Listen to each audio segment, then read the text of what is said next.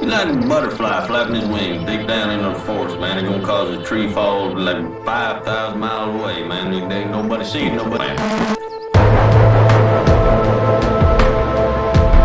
Man, see, like, you don't even know, man. It's like you're born into this world, man. And you got like that, like the dust and wind, man. Or like the dang old candle, man. It don't matter, man. These old things.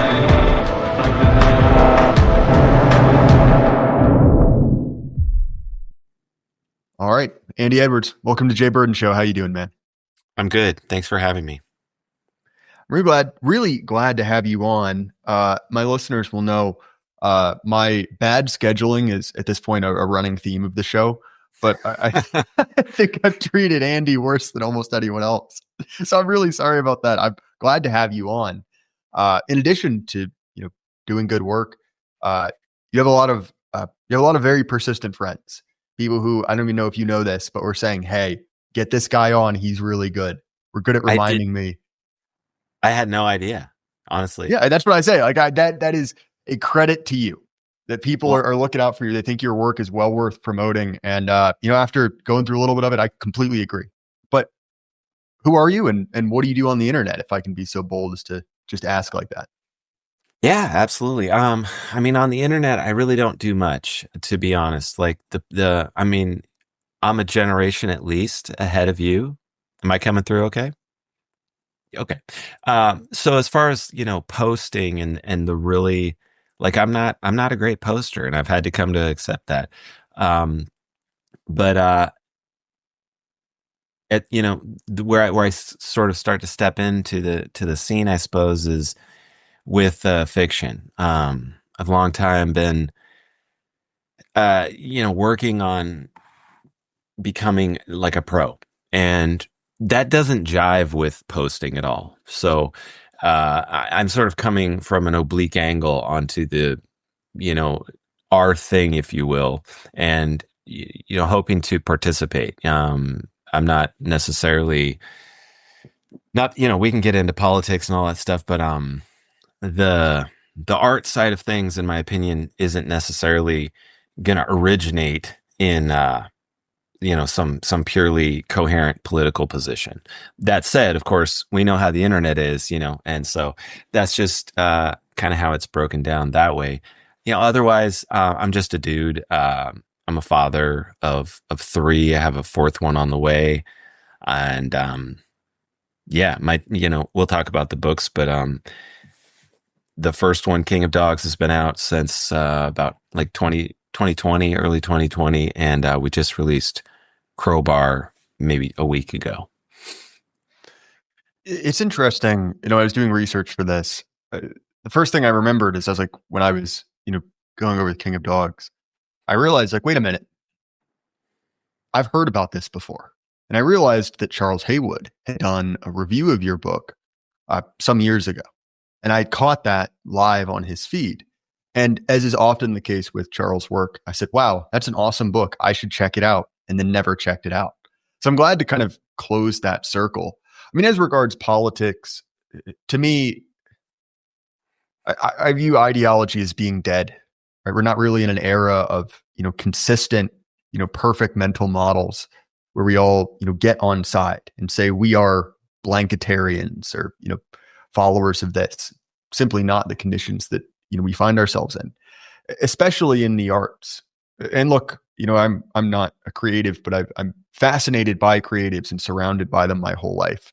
And I think one of the failures of kind of the dying version of previous, American or globalist culture is that it sort of dropped into this didactic mode where every piece of art became a way to instruct and bully you, a way to convince you very obviously of, specific, we could say political, political positions. And what's interesting to me is when you talk about the left or the right and what is a right-wing art, often what it really is pre-political art. And when we say pre-political, we understand like man is the political animal, as Aristotle says. Like this isn't the idea of, an idyllic man, but it's outside of, we're talking about things that are older and more human than our current sort of limited framing. And this is what I thought was sort of interesting because obviously there is moral content in every story, yours included. But you do a very good job of presenting interesting situations, presenting a human world that feels real, a character that moves through it, without coming across as lecturing. So I just wanted to commend you on that. But let's launch into your book, right? Let's talk about it briefly. As I said before we went live, people know I don't do summaries. Buy the book if it sounds good. But there's a number of interesting themes in your book, just even the concept of your first book that I found sort of fascinating. But so this is maybe a good place to start. Yeah. What motivated you to write your first novel? Well, so the honest answer, because this goes back to maybe like 2002. I mean, some of your listeners are probably just, still in grade school at that point, but I was back in college at that point, and I was sort of casting about like what am I, because guys like and I don't want to speak for very well respected dudes, but T7 Cubed, Astral, some of these guys are in my generation, and they've spoken to our odd experience of coming to this point. And so that's to say really that everything that we see now in terms of like this school marmy didacticism that you were referring to, where everything sort of has to be placed in between certain rails for it to even begin to be approached. If it hurts anyone's feelings, or if it has a slur word or something like this, that really started way back when. I mean, even when I was in high school, I mean, even before that, it was. Well, I mean, even that phrase political correctness, which was sort of a rebranded as woke, that comes from the era you're talking about. Exactly. And maybe, those of us who were paying a little bit more attention, or who maybe didn't adhere to that tall poppy idea. Like, I remember, being in high school and not really caring much what people thought. So we would sort of take that, right? We were almost first to sort of realize like, wow, these people are kind of serious about this stuff, even though it's insane. It was insane to us then. But we didn't really have the context that hopefully the younger generations will have, where you realize like, I'm born into this bizarre context, and I'm going to have to do something about it. I'm going to have to, as we are, organize, come together, become better people, basically, to surmount these obstacles and beat this enemy. Anyway, that all is kind of a long way around the barn to say, when I was, 20, whatever that was, 24 years old or something, the world seemed pretty shitty and pretty stupid and very empty, frankly. And maybe that's just me as a Gen Xer, but it trust me, like it was in many ways just sort of weak and lame, and much of what we talk about now in terms of like heroism or what have you, these options were gone. And so whatever that makeup personality wise would be, it just sort of wound up that I thought, well, I'm going to have to choose something very difficult in order to be satisfied in life. I'm going to have to create some challenges for myself. And I didn't, really have those. My upbringing was super solid. My parents were together. We lived in a homogenous community, and, things were actually pretty good in all other ways. But as you confronted institutions, universities, colleges, governments, what have you, all of what was lurking under, kind of moving under the carpet, was there. And in some ways, it was just very automatic for me to say, I think I'm going to try writing a novel. So that's going way back. I started writing novels in 2002, and I wrote about 7, and I wrote 7 screenplays over like 5 or 6 years. And then it came to be 2007, and I was out of college and, casting about again, looking for like, do I get married? These sorts of things. And then I thought, well, I'm going to dig down and really try to write a good novel and take a shot at being, doing this professionally. that was when Obama, that was like the end of 2007. So in that next year, like, again, we didn't really have the context. I mean, a guy like our mutual pal, Daryl Cooper, I think that somebody like that probably had a little bit better read on maybe where the trends of things were going. But I didn't. I mean, I was like, I don't know, this novel's going to be so good that I'm going to waltz my way into a job, secure a wife, have a family, and I'll still be roughly on kind of like time. You know, I would have been like early 30s at that point. Despite like, forgive me if this sounds like egotistical, but heroic levels of effort. I mean, I went to every possible extreme to try and win that game. And it became absolutely apparent that that was, if you were a white straight dude who was not going to deal with that same didactic sort of, you know, what I think of it as is, it's like an echo chamber. I mean, it's like I reaffirm what you say, you reaffirm it for me. We all pat each other on the back, and then we get the National Book Prize and we get an MFA teaching gig. And that whole thing is so unbearably corrupt that at some point I started to take it, the mission that I had taken on became personal, and of course eventually it leads to existential and political.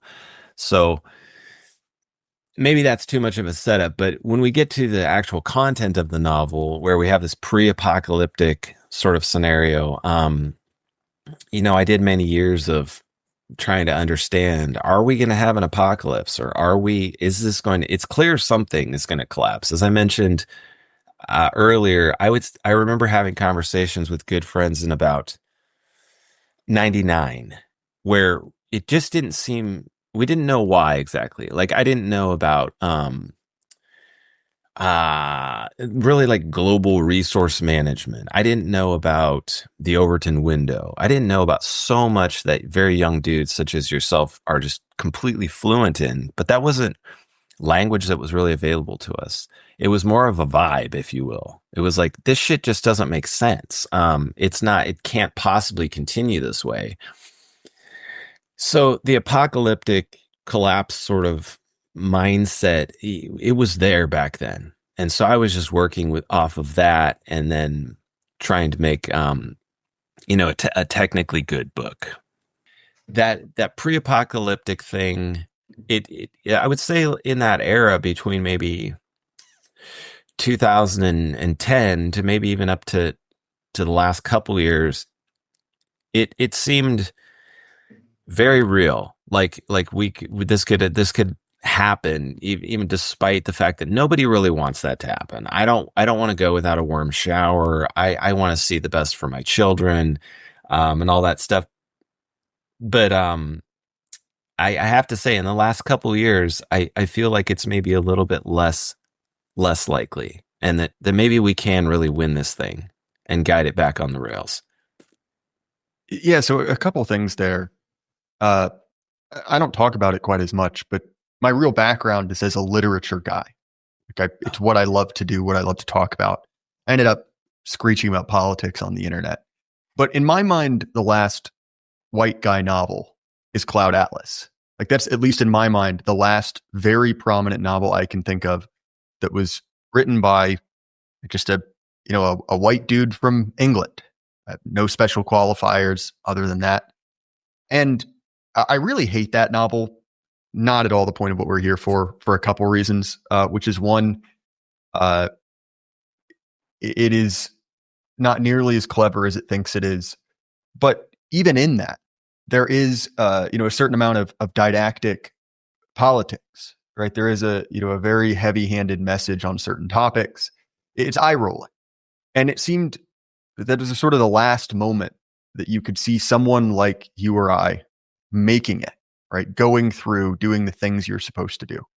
And I talked to another artist, Alexander Adams, about this. A very similar thing happened in the arts, where the traditional circuit of, working through an institution, getting galleries, writing that into, fellowships where you could sort of support yourself in a dignified manner. That was presented to everyone as what was achievable. And it still is achievable for people with certain, demographic qualifiers for, offering a certain tone, but it is not equal opportunity, to use that sort of loaded phrase. And really, this is what I see an immense amount of hope in, is the burgeoning. And when we say right wing, it is sort of right wing, but in my mind, it is more related to reality, and it is particularly political art scene that I find really exciting. I mentioned, Matt Croats, the guy who did, Kiri and a couple others. He's a graphic novelist. He completely self-published, self-funded, does everything himself. And that's a project that, even in that previous existing era where you would have big publishing houses that would, respond to letters from, guys like us occasionally. That's a project that never would have been funded, never would have been made. It's too niche, it's too specific, it's too risky. And so, look, like, would it be nice to have, a Newbery Book Award that looked at our guys' young adult fiction? Yeah, it'd be awesome. Would it be nice to have, a world in which you could count on, is it the Cosmos, whatever the sci-fi version of it that's like hilariously corrupt, that was, given out fairly. But at the same time, it's almost that adversity, in the same way that, censorship kind of forced right-wing political content to get better. I see a sort of similar thing in the arts where there was a certain amount of adversity that was probably good for us. And, when I look at someone like, my dear friend Carl Dahl, talking about and he's of a roughly similar age to you, but he was talking about always wanting to write a book and having this vision in his head of exactly the same thing, that I'm going to write this. And I am 100% putting words in his mouth. This is me remembering a conversation we had, so don't take it as scripture. But, having his first novel, being like, all right, I did it. Now I'm going to become successful and famous. And that not happening. And that's a good book. It's not trash. But that sort of uncomfortable realization enabled and forced him to write a very, very good book, which was self-published 6 years later. And in a way, that sort of crucible, right, as we'd see it in, scripture and others, sort of refined off the dross from, a pre-existing artistic scene that genuinely was decadent, that had, a certain amount of kind of luxury baked into it. And to your points about, apocalyptic thinking, I'm sort of fascinated by this because as someone who grew up in red America, going to gun shows, I was always surrounded by these kind of guys, militia movement types, especially during like the Obama years, which I'm sure you remember. It was everywhere. Like, you couldn't buy 22 long rifle forever because everyone's grandpa was sure that was going to be the currency of the future. Yes. But I think that COVID felt like a real shift point, where it felt like, okay, it seems like the system's getting creaky. It seems like it's starting to, show wear at the seams. And then all of it, once we sort of dropped off the top of a table and things got a whole lot worse. And when we say worse, we don't mean, I was going to say people are eating pets, but I realize that is happening for a separate reason. But like, this isn't like, Mad Max stuff, right? People in leathers running around, eating each other. But it was very much a decided before and after moment. We're like, oh, civilization doesn't go on forever. And many of these systems you and I take for granted are delicate and can be broken. This is something I was talking to my wife about, who's very much not a prepper. But we were talking about the sort of way in which air traffic control and finding a flight is just way worse than it ever used to be. It's not the same sure bet that it was pre-COVID, where, yeah, sure, you could get unlucky. There'd be a storm. It happens. But, you could at least be relatively assured that, things would go as they were supposed to. And it's a really minor example, like, being, a few hours late for a flight or having something canceled at the last minute, in all but a few situations doesn't ruin your life. But it is a sign that, wait a minute, this is much more delicate, this system of ours, than we realized. And we've been mortgaging against that system. We have been substituting loyalty or competence for a very long time. And for a while, we were within the margin of error. Like you can probably go, I don't know, a few hundred miles past your manufacturer suggested interval for an oil change. Probably won't do anything. Yeah. But once you start to double it, once you're going 12,000, 15,000 miles, you're starting to realize like, wait a minute, this is actually hurting something. And so I know what you mean. Like that sort of, especially during the pandemic, growing realization that, there could be an end to this, or there could be a partial collapse. But at the same time, the optimism you mentioned, it's something I've been seeing. Look, like, and I'm sort of sick of talking about politics, but yet nonetheless, I will fall back into it. I was emailing back and forth with Paul Gottfried, right, one of the old paleo conservatives.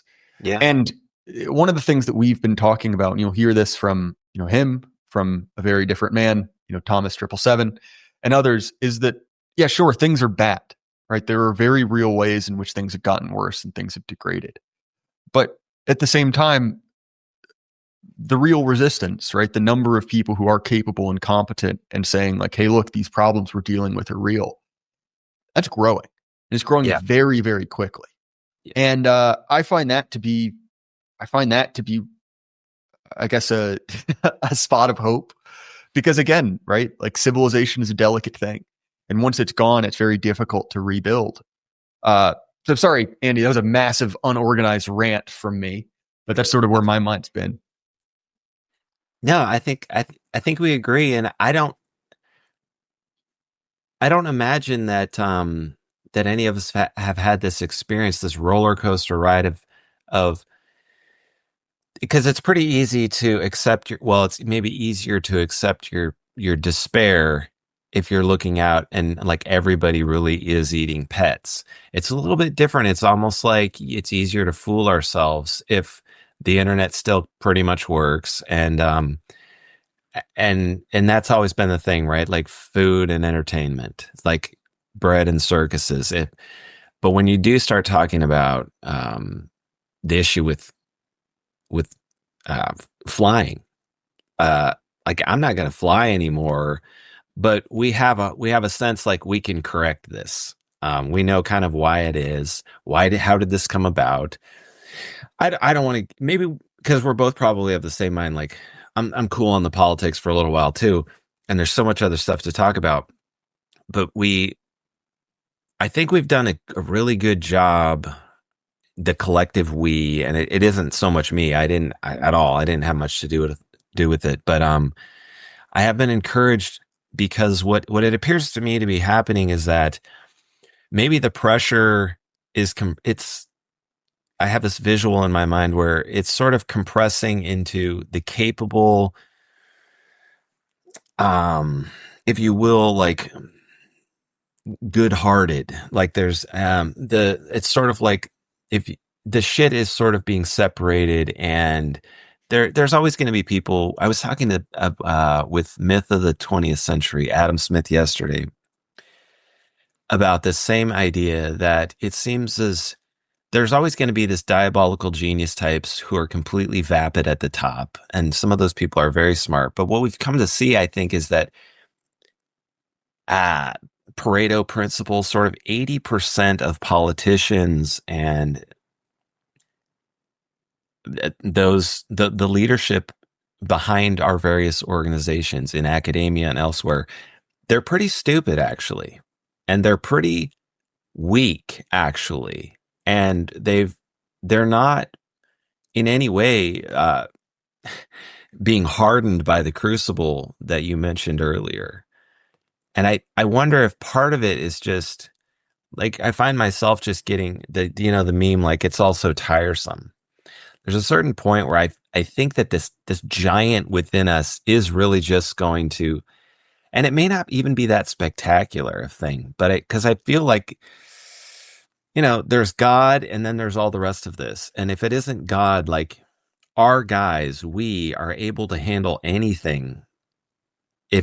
And at what point are we just going to kind of shrug this off as this giant and just manage it and then get going? And of course, we know, there's some obstacles, boomers and what have you, and maybe timing and stuff. But this is the first time that, in my mind anyway, there's a real sense that, all right, so, Trump didn't walk in and do his thing and make it easy. But everybody I see is kind of prepared to go, all right, well, we're going to keep pressing on. Well, especially, and this is, I think, been really, in my mind, exciting, is watching our enemies sort of within the camp, I'll leave it at that, sort of expose themselves for being massive morons. And you're like, oh, wait a minute. You aren't these capable Machiavellians, pulling strings. It's like, you're just a moron. Yeah. All right, fair enough. Like that. Awesome. I think in my mind, it's an interesting thing as well, because I think that if you look at the Old Testament in particular, you see this sort of repeat pattern, let alone with the cyclical history guys thought of kind of like decadence leading to, some sort of, embarrassment, collapse, conquering. And look, like, obviously, each one of those events is sort of, if we want to get really autistic about the term, apocalypse, right? Something being made known. That is, each one of those is sort of in its own an apocalypse, right? It is being revealed that you were not, living according to God's precepts and punished for it. You have drifted away from the faith of your fathers. But there is a winnowing process going there. You see that in the kind of like slow, I guess, refining of the 12 tribes of Israel down to 2, right? Some of them are led away into captivity and some not. And so to me, like that whole meme of it's so over, it's like, well, not really. Like that is ultimately, and it's much less fun to live through it or experience it like that. That can be a positive force. That sort of bottleneck, in the same way that you see the Black Death, which would have been horrific to actually live through, was ultimately the same thing that enabled Europeans to conquer the globe, because all of a sudden you've basically pressure tested every genetic line in your entire civilization for sickness, and you get out on the other end and you're like, all right, bud, let's go. Like let alone the sort of combat element of it, which, I mean, just look at what the Spanish did.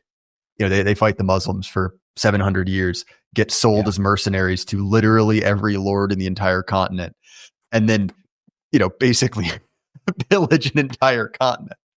But to sort of return to your work, one of the things I found fascinating about and calling your work apocalyptic fiction is not quite accurate. It is a society less well organized than ours, but I actually found it particularly interesting and, in my mind, sort of prescient, the way you describe a sort of gradual decline instead of the truncated bombs dropping day 1, day 2, it's the road, because that's sort of what it feels like, right? It feels like we're in this long, slow period of managed decline.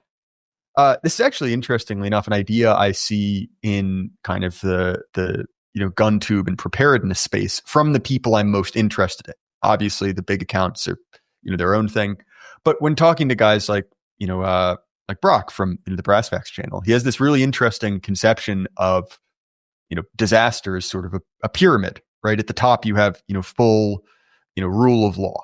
Everything functions as if it were you were downtown in, I don't know, Greenwich Village right now. There's a policeman on every. Probably a bad example, but pick your particularly civilized area, and then you kind of go one step down, which is the sort of George Floyd situation, where during the day that still exists, but nights and weekends you better be in your house. It's sort of modified martial law, kind of going on from there and from there. And I found your work particularly interesting because it exists on that pyramid where there are still power players, there are still systems. It's not, I'm going to beat this, to death. It's not Mad Max. So it feels, more real. Yeah. So I'm curious, right? What were your kind of inspirations there, and why did you choose that as a setting for your work? Oh, that's a great question. I will use this term like pre-apocalyptic as opposed to post-apocalyptic fiction. I think of it as pre-apocalyptic, kind of in line with this idea that there's gradations to any sort of disaster. I think that my main influences, I remember at the time that I was really first, that novel took a long time to kind of wrangle into the shape that it finally took. And that 2007, 8-ish. That's when Cormac McCarthy released The Road. And as you mentioned, he makes it pretty clear that it's a night and day sort of thing. Like the water is running and then all of a sudden it's not running and there's no return. It's, 500 years of darkness or whatever these guys are going to have to wander through. So I think that I was reading a lot of there was this concept called peak oil that is maybe still around a little bit, but at that time in the Yeah, early well, you see 2000s. it. Sorry, what's Go the ahead. name of that pagan writer Greer? He Yeah. does a lot of I think he does fiction as well, but he talks about this, right? Sorry, brief No, he interjection. absolutely does. You're right. He was a guy. I've been reading him for a long, long time. And another place that I got a lot of, I don't know if it's inspiration. Like I just sort of osmose things, I just sort of bathe in them and immerse and I'm fairly confident if I have any like real talent, it's maybe back to that shrugging the thing off. I'm probably overconfident in my ability to just sort of saturate in whatever sort of poisons and then eventually pull my shit together, if you will, and get out of it. So I can really sit with things for quite a while, even if they're stupid and wrong. And so, especially earlier in life, I was less selective about what I would, kind of investigate. And like a lot of your guests and yourself, I mean, I'm a very curious person and I have maybe a bit of an obsessive streak. So it wasn't just the peak oil thing, though that was very prominent. You had leftist, I mean, I'm from Portland, Oregon. So, um, I was we just don't in need, Portland last weekend. I know. And I was talking to my friend from, Adam Smith, and he said that event, I knew that this was going to happen because remind me where we left off, but elk hunting and then the release of this book. And I was like, the Old Glory Club, they didn't consult me on this, but then I it want turns you to out to know, be, I am irate at how many of my friends from your neck of the woods have been sending me photos of giant elk that they've shot. yeah, Like Dale Stark, who I know will probably listen to this, he shot a monster bull. yeah. The only thing that's making me feel better, he won't listen to this, but I'll say it anyway, is I haven't gotten one of those pictures from Braxton yet. So maybe you should have been a little nicer on Twitter and you would have got a bull. All I'm going to say. Sorry, Dude, back to you. I hear you. I don't know that I would bet against that guy though. I mean, I think he's got some tricks up his sleeve and As his most dedicated hater, I feel like I've got to. So I yeah. don't know what the lines are, but I'll put the house on against him. Yeah, let's put it up to him and see what he can pull off. But yeah, I heard this was a fantastic event, and now I feel I had to make a kind of a command decision at the last minute. Like I said, my wife is pregnant and all of the scheduling stuff, and now I realize, yeah, I missed out. So I'm gonna have to make this next. Maybe I'll have to travel to go to the next meeting. But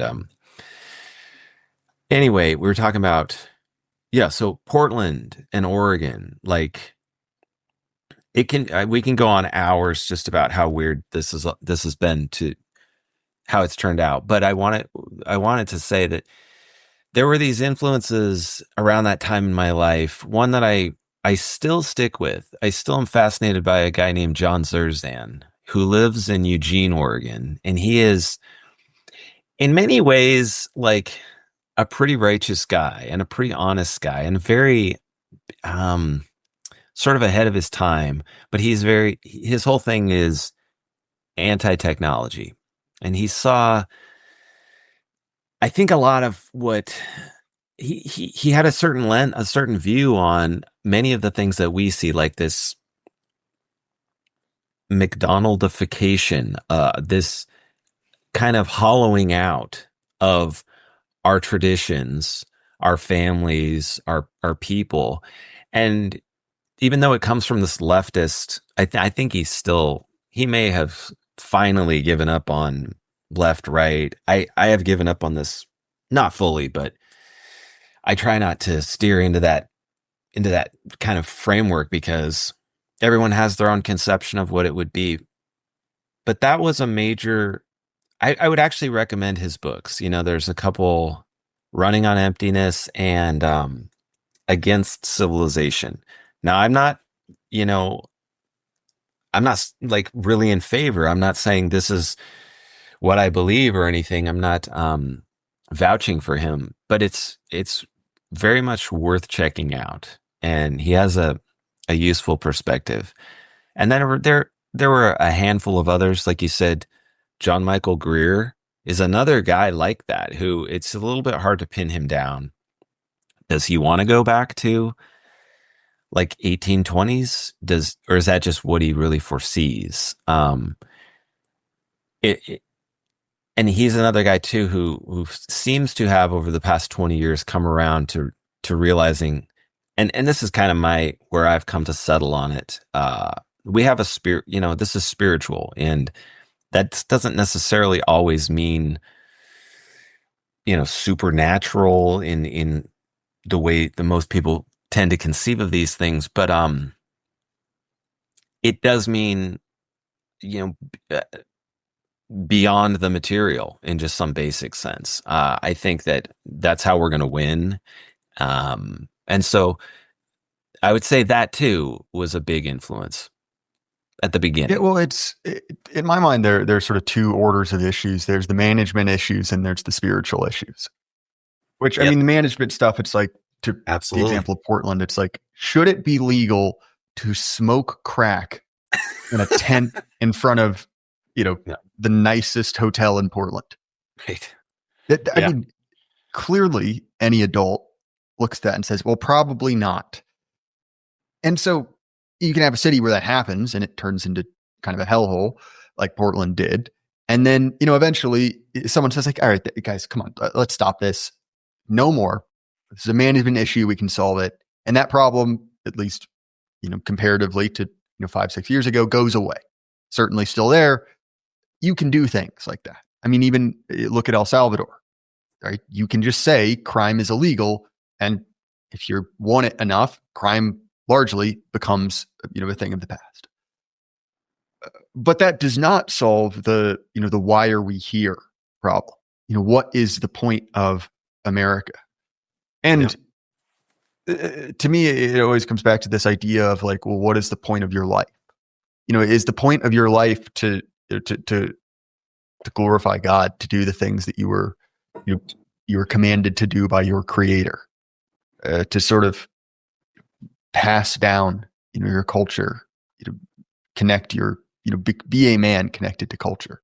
Or is it simply to live in this sort of like gay Benthamite pod where the purpose of your life is to maximize the amount of serotonin dumps you can jam into, 40-year period?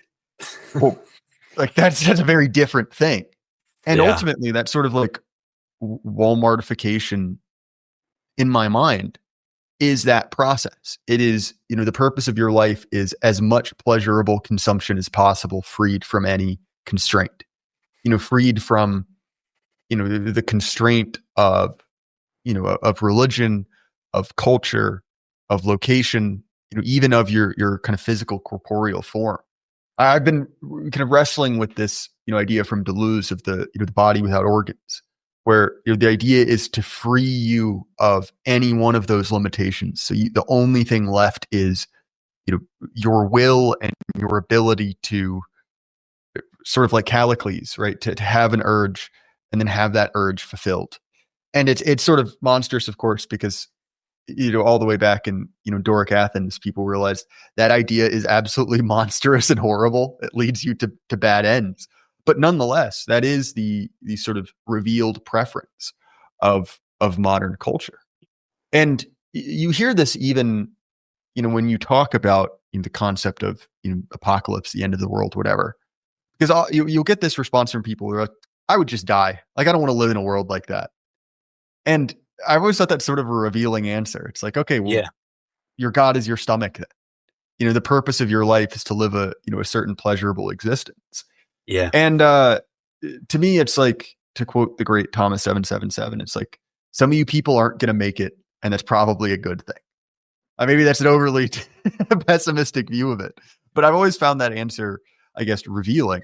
And I think that second order issue of, well, why are we here? What is the point of all of this? That's much more difficult to solve. That is not a management issue.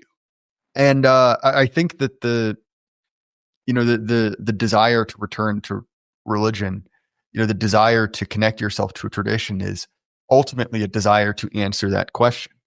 And look, like immigration aside, if you look at, demography, like where are Americans having children? And the answer is effectively religious extremists are having children. No one else is. Like if you believe that you have an obligation to your creator, yeah. And by the way, I want to give you a somewhat tongue-in-cheek compliment for being Orthodox and not mentioning it through a 40-minute conversation on the internet. I'm right there with In you, all man. Yeah. I know exactly what you're referring to, and I got a little bit angry about that just last night. But please continue.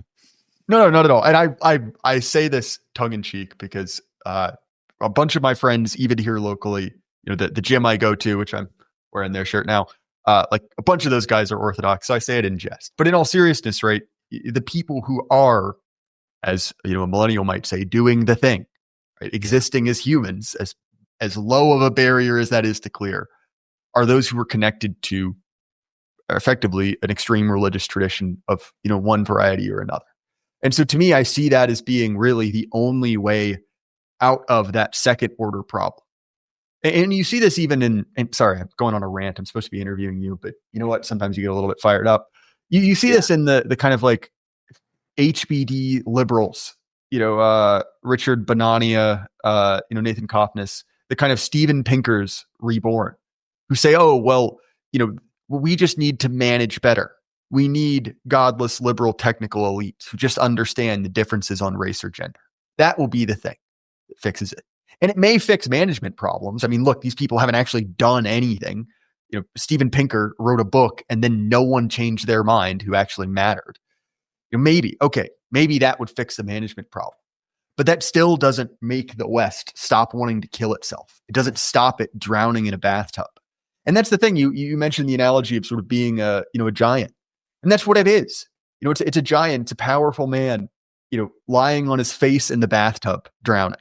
And all he has to do is stand up and this problem goes away. Yeah. And that's true. But that you almost need the spiritual to motivate the management, because otherwise, why would you?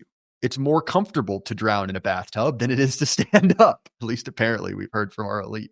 But I'll throw it back to you, Andy. Well, yeah, thank you.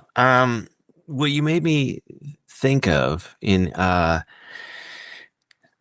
you asked about the origins. That's how we kind of got into that, like how about this novel. And I mentioned that it took quite a while for me to work out. There were like 40 drafts, and it took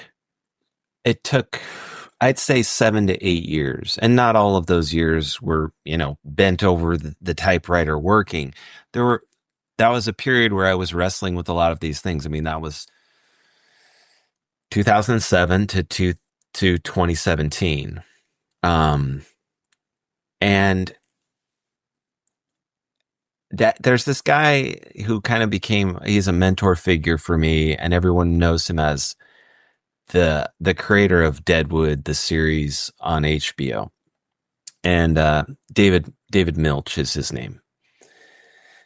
And if for anybody who's kind of listening to this and they have any ambitions of writing, I would say that David Milch is the closest thing that probably we have to. Well, he's actually it's more than that. I mean, he has a legitimate lineage coming down through Robert Penn Warren, and then it passes right to David Milch. And in many ways, I think what David Milch tried to do, he's a very conflicted man, like a true genius, but very many demons.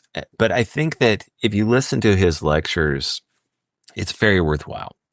And this is to say, he taught me, and he's taught many people, this idea that writers, and maybe I think this definitely extends to other sorts of folks as well, maybe even podcasters, that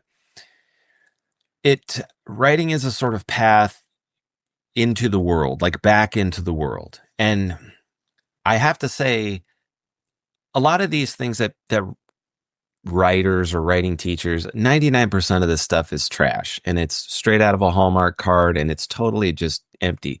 But this one thing, it has like, you can feel a little Hallmark quality in that, but that's true. And in my experience, it was true. It was like despair, self-doubt, self-loathing, and self-destruction, in many ways. But in going through this, and all that is to say is like, that's me. That's the giant in the bathtub going, this is great. This is very warm, and I'm going to give up on the idea of achievement, or fulfilling my father's dreams of me, like that. For a lot of us in the traditional sort, as you narrow that lens into God and family and the father, many people have spoken about this. The father becomes this kind of critical aspect of life. A lot of people have commented, and I'll try and keep this on the rails, but we're in an era of like a devouring mother sort of, the long house. All of these memes are sort of pointing to the diminishment of the father. And when I say that writing is a way into the world, sometimes I think that, and again, there are other ways to do this, that this experience of lolling about and sort of taking the easy way out, you go back to the prodigal son and various other examples of this. It's a spiritual process, I suppose, whether it's an initiation or what have you. Van Gennep or other people could probably comment on it better than I, but I know that I have gone through this. And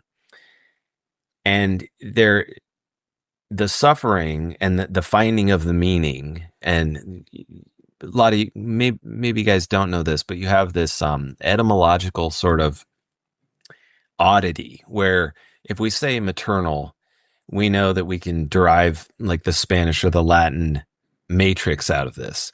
And it's very obvious. Well, what about paternal? Well, it's pattern. It's this form onto this formless thing. And again, I'll try and keep this on the rails, but that pattern that we were given, or that our forefathers were given, was intentionally distorted by incredibly devious characters who we all, we talk about them all the time. But that the like the straightening out or the reforming of this pattern, that pattern is perfect. And it's only a little bit of a difficulty to even see how perfect it is. And it's in each of us where the pattern has been distorted. So going through something like the crucible that we've been kind of, a sort of theme of our talk so far, it did arrive me as a Portlander, steeped in, and I never went along with it. Like I've never been sort of like a political guy. I still have friends from high school that are my best friends. I've known them 40 years. And there was no break like in the use of slurs or what have you. We always thought this was funny. It was always funny to say fag. It was always funny to say retard. But we did have to sort of manage this cloistered feeling of, well, I can't say it in public though, or and then it got super bad. I've seen many of these friends sort of fall along the wayside and not ultimately arrive at God. And for me, that's the Christian God. That's what makes sense to me. And it's just to say that while it's a spiritual problem, I think we're in these supercharged sort of circumstances where there's so much available as well in terms of individual experience and deriving meaning out of that, and then attaching this whole apparatus to an existing thing, which is the miracle of life and being and all these sorts of issues, where you can kind of at that point maybe begin to let go of our own desperate clamoring need to generate that meaning. And that's really only just to answer that original question of like, what are the origins of this? I think that I was grasping around for, okay, so if we're going to have an apocalypse and I have to find some meaning, and I need to confront these things like fatherhood, or, you know, do I want to just stay in Portland and just kind of, I don't know, maybe become a real connoisseur of heavy drugs and like shitty music and call that good? Because a lot of people are still, as that's like, and it's increasingly obvious how the nutrition, if you will, that was there, in guys like Zerzan or in certain artists from around here, Ken Kesey or whoever, how that was made. Whatever nutrition was there was completely leached out, and I do feel I'll leave it there. We can get into Portland or whatever, but I did want to make this point about the origin of King of Dogs, and at the end kind of resulted in my best effort to sort of illustrate maybe for a reader what I had to realize. And it's not like I'm a hero or I'm some great gunfighter or any of this sort of stuff, but in a philosophical or a writerly point of view, there were certain things that I wanted to express. And some of that had to do with pain and, if you will, just manning the fuck up on a lot of things and just basically shrugging it off and going through this no matter what. So I hope that readers get that out of it too, where they come away and they're like, well, I guess one option is just to shut out every other influence and just simply win. Yeah, so there's a lot there. Yeah. Sorry to offload that on you. No, not at all. This reminds me of a speech. I don't know if it's been published yet. From George Bagby gave at a conference not long ago, talking about, and you spoke about Latin roots, but he spoke about, your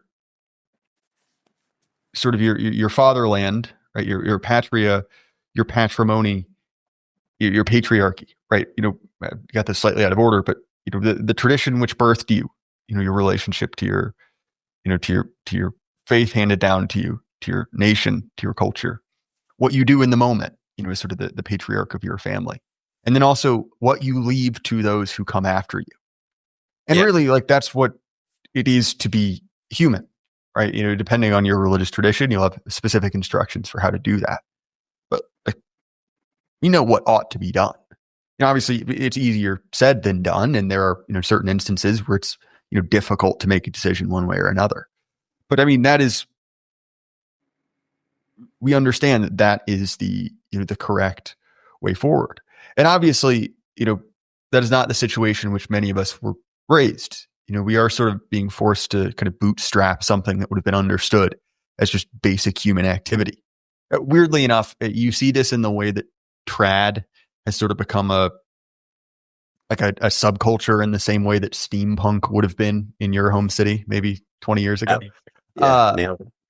Where it's just goofy, and look, like, I understand the desire to return to something, but like, being trad isn't really a lifestyle. It's just what humans do. Quibble maybe for another time. But yeah, I think that, really, that idea of this sort of like set of instructions, the kind of building blocks of how humans have organized society. We do have the information. And to your point about those being distorted, you've seen this in a deliberate attack upon sort of certain narrative and historical figures. Yeah. Humans are ultimately mimetic. As much as we like to talk about, the rational capacity, that's not really how humans communicate ideas. We view ourselves in stories as characters to sort of slip into to degree or less. And this is why Carlyle said that hero worship is the basis of human civilization. That every civilization is built on great men whom young men look at and say, I want to be like that. You have Lee looking at Washington and saying, I want to live like that, even however imperfectly he saw himself as a failed version of it. But nonetheless, that is the man he sought to emulate. You have Napoleon, who we all have opinions on Napoleon, but he looked towards Alexander, and wept, I'm not nearly the man he was. Similarly, Caesar looked to, point is, this is how that sort of understanding, and obviously it applies as well with, with the saints or any other sort of revered histories or revered characters from history. And what's interesting is that the things that are passed down, like certainly there is literal historical events, the siege at Acre, any number of these great battles. But I think oftentimes about the sort of body of myths that surrounds Alexander. Like the Gordian knot is a great one. This like horrible tangle, that a king basically tied and said, whoever cuts this will be, the ruler of the kingdom. This intractable problem, which wise men from all over the world can't solve. And then Alexander shows up, takes his sword and cuts it in half. Yeah. Maybe an analogy for our current political moment. I'll leave that for others to discuss. But did that literally happen? Who knows? I mean, probably not, if we really want to get our Reddit brain on. But the importance is you see a message exposed, not in a didactic way. It's not like the story is Alexander said to be a decisive leader. Here's examples where like you would at like a corporate setting. But it's a situation that you can sort of put yourself into. You can imagine yourself like, oh, I understand, what this means, even on a pre-conscious, pre-rational level. Similar with Washington and the cherry tree, something that probably never happened literally, but nonetheless is saying this is how, an honorable young American man conducts himself. This is what is expected of him. And so when that comes to, our enemies, we see the deliberate assault on that sort of history, that sort of myth, right? In the Lewis sense of that word. And so much of it is sort of pulling down that idea of a moral standard. You see attacks on the great man of history from these forces, but also like even down to, a guy I'm not going to consider myself like Hitler's top guy. But the fact that there's an article going around like, oh, didn't you know he had a micro penis? It's like, well, right. Okay, that literally is just there as a slur, right? To be like, this guy we don't like had a small penis. Yeah. And that's a stupid example. It's just the one that I found in the news. But you see the same thing towards, Thomas Jefferson. Like, oh, he was a rapist. Oh, this guy had bad teeth, or he beat his wife, or, he was mean to his mom. And certainly, all of those things are moral failings, right? Like they are, if we were talking about a guy you and I knew, it would be a black mark on his character. Yeah. But that's not why we care about these men. They're not even really men anymore. They're not really historical figures. They've become heroes. They've become myths. They've become narrative. And they're important in a way that's not entirely rational. It's a way that you transmit those instructions that you and I have been talking about from one generation to another. You can't do it rationally. And again, as I mentioned, the kind of HBD liberals, you've seen them make a couple passes at religion as well. Like, oh, we'll bootstrap our own. The Collins family, who I've had on this podcast, and what I think is one of my weirder episodes, I'll leave it at that. They basically want to, as far as I understand, I don't want to misread their work, construct a religion that they can pass down that has all of the most useful social technologies, incorporated in a certain way so that their children can grow up in a religion, but not one of the gross, icky ones that, have existed from some time before now. We get to build it all ourselves. And look, I get it. Their kids are still pretty young. We haven't had 100 years to, to throw this out. But I'll bet a whole lot of money that the Collins' great-great-grandchildren won't still believe whatever this fake religion is. Like, I'll go out on a limb and say it. Because ultimately, these things are not irrational, but they're pre-rational. They're deeper than that. And you can't construct it in the same way that you can't simply, construct a reason to exist as a civilization, as a culture through good governance. Sorry, Andy, I'll throw it back to you. Thank you. That's a brilliant point that it reminds me of this idea that, among these heroes and these characters, you're absolutely right. I mean, the undermining or the corrupting of whatever transfer is happening there between what are heroes, essentially, let's just use that word. It happened I mean, the place that I noticed it most, I wasn't raised in like a very militaristic family. It wasn't that we were, pacifists or anything, but it wasn't but artists were like, I even as I say it, there's a little bit of a cringe quality to it. It wasn't artists in general. It was certain particular guys. And these are masterful, individuals worth spending our family time together. That was a big thing in my house that my dad gave me. It's one of the, I think this all the time. And, I kind of got, some chills as you were talking and thinking about this because,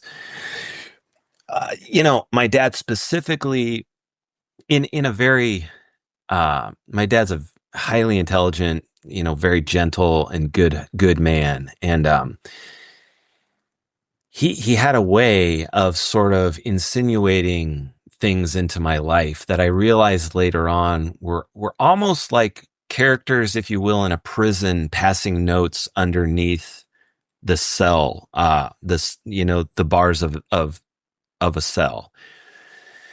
And I share this because I don't know, I think it's interesting and maybe someone can take some, but he did this for me and he never really made a big point of it. But he did it consistently over all of my childhood. And, he would point to, various musicians, or novels were always a big deal in my house, and reading and that corruption, and I'm not in any way saying that we need to equate, Tom Waits or something with somebody like George Washington, but at the individual scale of my life at that moment, that's what was sort of accessible to me. And I'm sure Tom Waits is doing fine. He's not being canceled or anything, but back to like kind of where we started, I have seen a systematic assault. I mean, it's just so empty and stupid on this, this idea of like,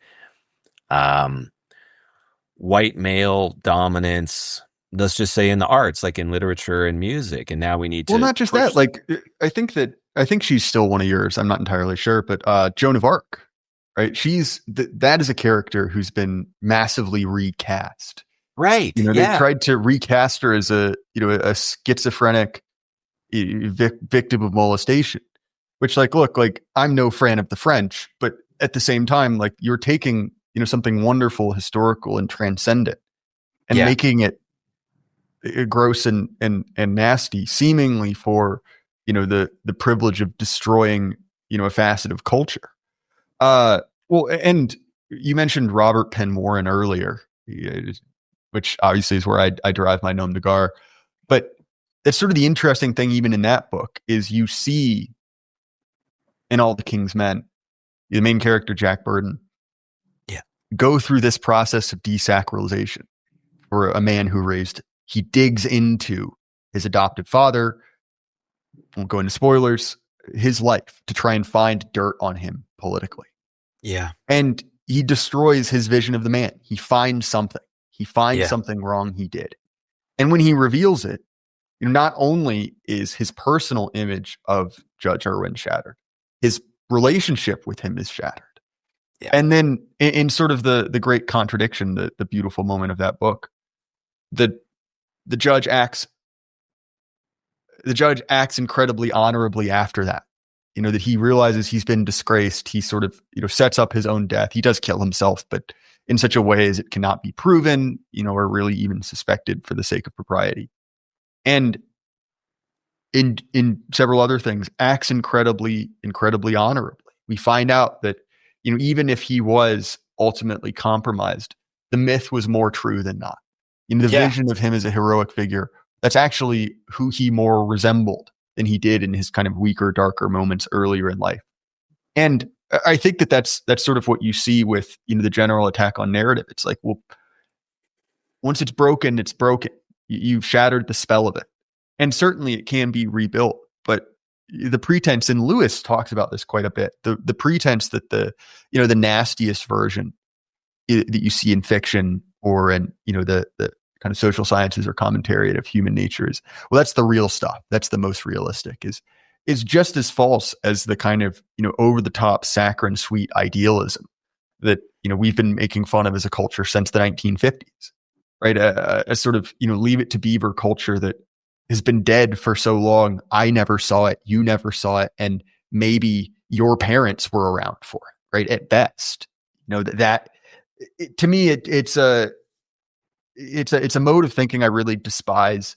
I don't want to turn this into, me making fun of George R.R. Martin, because then it will be a 2-hour podcast. But you even see that in his sort of attitude towards fiction writing, where it's like, oh, well, the most realistic, quote unquote, is to have everyone be horrible at all times and everything to go as poorly as it possibly could at all times. And that is realistic. And I think, weirdly enough, you see in a lot of apocalyptic fiction a similarly dim view of human nature, where, look, like, I come from a Calvinist background. We're not exactly, big fans of, man absent grace. But at the same time, many of these writers sort of misanthropically view man as just a beast, waiting to be kind of, taken off the leash. But Andy, we've been going. We're over time. This was a great episode, man. I really enjoyed it. So is there anything you want to say as we start to wrap this up? Maybe I'll just try and put a little cap on what you just said. And, if I forget, I've had a great time, and I really appreciate you having Don't me. worry. You'll be coming back on. You've got a lot of books, and, look, you can carry an interesting conversation. You got lots of books. They're really good. We'll have you back on. Questions. I'd love to do that. In terms of this thing, I think that what you and I have maybe just done, if I could, is we've in from different angles approached.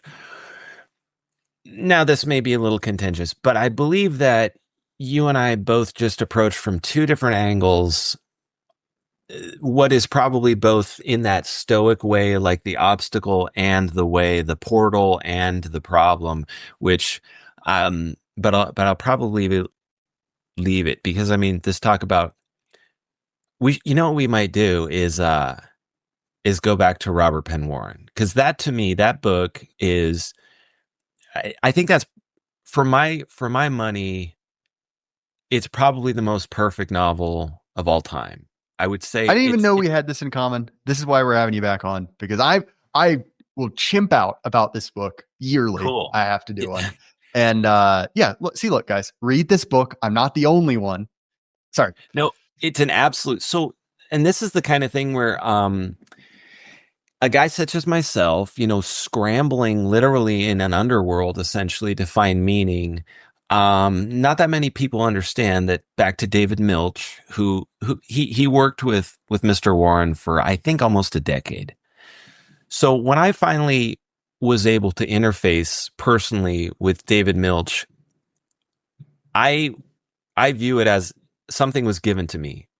A thing was entrusted to me, even beyond maybe my conscious or Mr. Milch's conscious. I think he probably knew. I mean, that is one wily dude. And Robert Penn Warren, I don't know. I can't even begin to sort of scratch the surface of what we're looking at there. But he's that guy. I mean, he's a titan. He's a titan above David Milch and above all of us. But he's sort of just left on the sidewalk now. So titanic that he almost, in what you just encapsulated,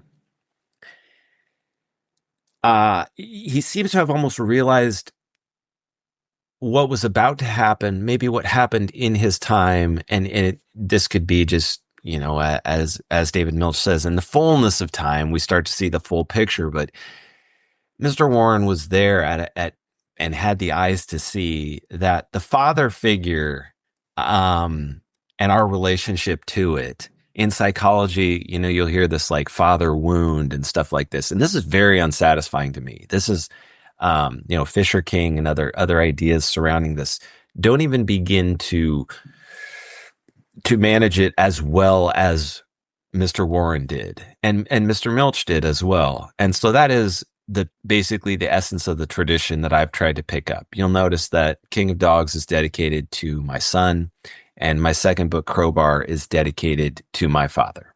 And to me, in many ways, this mutual respect between each other is what's going to wake this thing up. When we all decide that we are brothers and that we can do this, it's over for these bitches, as they say. Yeah, there's one more thing I want to say. Yeah, the ending to All the King's Men, like, is perhaps a perfect encapsulation of sort of the anecdote to chaos, right? To crib a line from a certain Canadian psychologist. But in all seriousness, right, the how we solve this issue. Where, at the end of the book, the identity of Burden's father has been revealed. He understands where he came from. His political patron is dead. His political career is over. And what does he do? He returns home. Yeah. He returns to his ancestral home.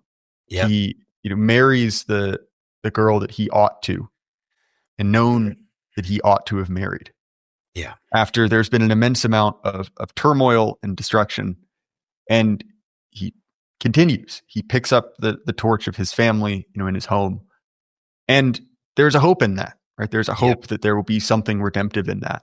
What's important, and I think this is particularly prescient for people like us who are children of modernity, who have been sort of birthed in, to crib a line, and the passes from the stench of the stench of the dowdy to that of the shroud, as Stark says early, but who have been sort of inculcated in cynicism, in kind of materialism.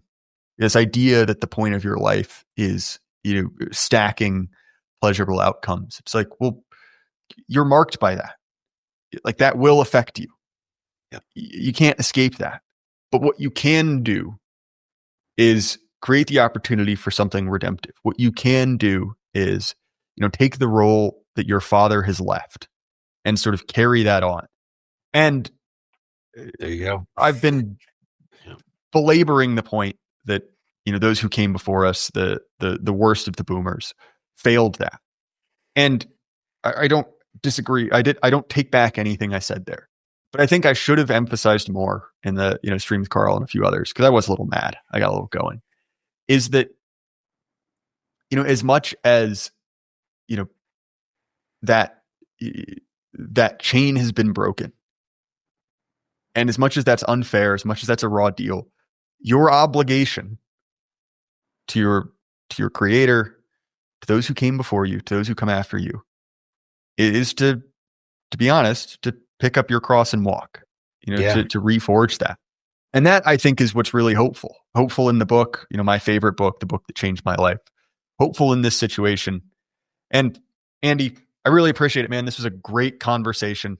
We'll have to have you back on, both to discuss your books in more detail and also to discuss All the King's Men. I do a yearly episode on that topic. I might have to invite you on for that one. But where can people find your work, man? Mostly I'm at X. That seems to be the spot. I've jettisoned my website. There's a link tree there that's, mostly functional, and my DMs are open. If guys, have a question or whatever, I'm pretty accessible. All right. Highly recommend that. I have to have you back on, Andy. As far as my stuff, Jay Burden Show, Apple, Spotify, YouTube. If you want the episodes early and ad-free, and as I've recently discovered, uncensored, because you can get in trouble for just putting these things raw out on YouTube, you have to throw me a few bucks. You can do so on Patreon, Substack, or Gumroad. If you want to support me more directly, Axios Remote Fitness and Coaching. JDE has been supporting the channel for years at this point. So check out his product. I think we have a new promotion now, where if you click the link, you get 2 weeks or whatever you want free. Just make sure you say that I sent you. All right, everyone at home, keep your head up. I can't last forever. Good night.